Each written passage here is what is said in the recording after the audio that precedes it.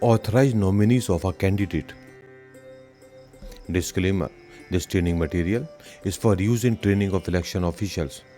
It should not be referred as guideline of ECI. In case of any variance in this training material, the Commission guideline, rules, laws shall prevail. Learning outcomes. At the end of the session, the participants will be able to understand the need of appointment of an authorized nominee by a candidate, explain the procedure of appointment of authorized nominees, underline the non-statutory functions that can be performed by the authorized nominees, know about the provisions of vehicle for authorized nominees. Also, they will be able to cite the format which will be used to appoint the authorized nominees. Authorized nominees of a candidate. Candidates of large parliamentary constituencies which are spread over the entire state or more than one district are finding it difficult to monitor the process of election in the entire parliamentary constituencies with only one election agent. Based on demands of the candidates, Commission has permitted the appointment of authorized nominees in addition to the election agent. Such authorized nominees will not have the legal status of the election agent, but they may represent the candidates for meeting with the officials and may perform non-statutory functions on behalf of the candidate. The number of such authorized nominees shall not be more than the number of assembly segments in the parliamentary constituency. For example, if there are 8 assembly segments in a parliamentary constituency, then there can be a maximum of 8 authorized nominees. In the case of smaller states with 1 or 2 parliamentary constituencies, the number of authorized nominees shall not be more than the number of districts falling under the parliamentary constituency.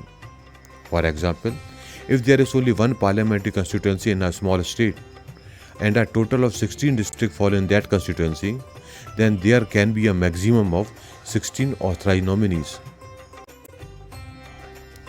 The authorized nominees may be issued vehicle permit for the particular area for which he or she is appointed by the candidate up to the end of the campaign period. The expenditure on the vehicles used by the authorized nominees shall be booked to the account of the election expenses of the candidate. Disqualification of being an authorized nominee.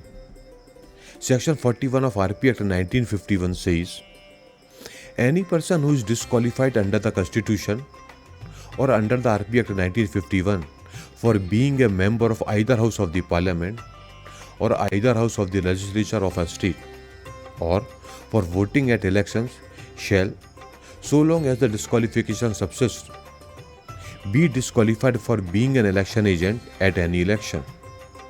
Thus, the same can be applied for the authorized nominees. As following persons cannot be appointed as an election agent or the polling agent, therefore, the same can be applied for an authorized agents also. Sitting Minister of Union or State, sitting MP, MLA or MLC, Mayor or Chairperson of Municipality, Zilla Parishad, Panchayat Union, etc., Chairpersons and members of the central PSUs, state PSUs, government bodies, corporation, persons receiving honorarium from the government or persons working on part-time basis in any government or government-aided institutions, paramedical or the healthcare staff working on part-time basis in any government or government-aided institution, fair price shop dealers, Anganwadi employees. No person with security cover can be allowed to surrender the security cover to enable him to become an election agent. As there is no prohibition against the appointment of Gram Panchayat Pradhan, Gram Panchayat Sarpanch, Panchayat members as election agents, therefore the same can be applied to authorized nominees also. The format for the appointment of authorized nominees is shown on the screen. Authorized nominees can perform these functions: non-statutory works, they can attend the meeting, presence at the time of opening and closing of strong room, canvass proceedings of the scrutiny of documents after the day of poll. Authorized nominees are not authorized to perform any of the statutory functions stated below. Scrutiny proceedings, submission or notice of withdrawal of the candidature, appointment of polling agents, appointment of counting agents, performance of statutory functions on behalf of a candidate, maintenance of election expenses account of a candidate, entry to polling station, entry to counting hall, presenting an application for recounting of votes. In this educational video, we have learned about the authorized nominees of a candidate.